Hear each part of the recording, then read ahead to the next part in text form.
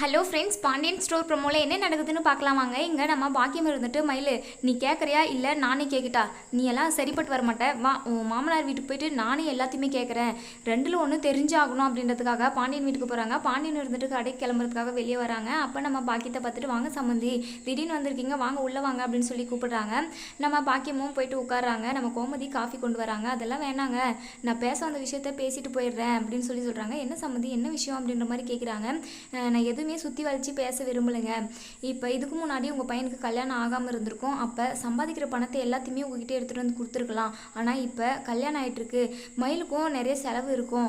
ஆனால் அவர் சம்பாதிக்கிறது மொத்த பணத்தையும் உங்ககிட்ட எடுத்துகிட்டு வந்து கொடுத்தா மயில் வந்து செலவுக்கு என்ன பண்ணுவான் அப்படின்ற மாதிரி அவங்க பாட்டுக்கு என்னென்னவோ பேசிக்கிட்டு இருக்காங்க. எங்கள் பாண்டியன் இருந்துட்டு, அம்மா என்னங்க பிரச்சனை, என்ன ஆச்சு, எதுக்காக இதெல்லாம் பேசிக்கிட்டு இருக்கீங்க, என்ன பிரச்சனைன்னு எனக்கு டைரெக்டாக சொல்லுங்கள் அப்படின்ற மாதிரி பாண்டியன் சொல்கிறாங்க. பாக்கியம் இருந்துட்டு, உங்களுக்கு சுத்தமாக மூலையே இல்லையா, நான் என்ன சொல்ல வரேன்னு உங்களுக்கு புரியலையா, மாப்பிள்ளை சம்பாதிக்கிற பணம் மொத்தமே மயில்கிட்ட வரணும், அப்படி இல்லைன்னா அவங்க ரெண்டு பேருக்கும் தனி கொடுத்துருங்க அப்படின்ற மாதிரி சொல்கிறாங்க. எங்கள் பாண்டியன் வந்து பயங்கர ஷாக் ஆகுறாங்க. மயில்கிட்ட, என்னப்பா மயில் இதெல்லாம் என்ன, இது என்ன பேசிக்கிட்டு இருக்காங்க உங்கள் அம்மா, இது வரைக்கும் இந்த குடும்பத்தில் இருக்கையே உனக்கு ஏதாச்சும் ஒரு கஷ்டம் கொடுத்துருக்குமா, இல்லை உனக்கு தேவைன்றது தான் வாங்கி கொடுக்காம இருந்திருப்போமா, ஏன் இவங்க இப்படி பேசியிருக்காங்க, எதுக்காக முன்னாடியே போயிட்டு உன் அம்மா கிட்ட சொன்னீங்க, என்ன பிரச்சனை இருந்தாலும் அதை என்கிட்ட தானே சொல்லியிருக்கணும், உனக்கு என்னம்மா குறை வச்சு அந்த வீட்டில் அப்படின்ற மாதிரி மயிலை கேட்குறாங்க. மயில் வந்து தயங்கி நின்றுக்கிட்டு இருக்காங்க.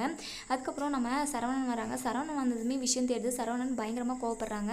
பாக்கியம் இருந்துட்டு, இங்கே பாருங்க மாப்பிள்ளை இதுதான் விஷயம் அப்படின்ற மாதிரி சொல்கிறாங்க. உங்களுக்கு அறிவே இல்லையா அத்தை, என் அப்பா கிட்டே எதுவுமே பேசவே கூடாது நீங்கள், சரியா அப்படின்னு சொல்லிட்டு இங்கே பாக்கியமாக பயங்கரமாக திட்டுறாங்க.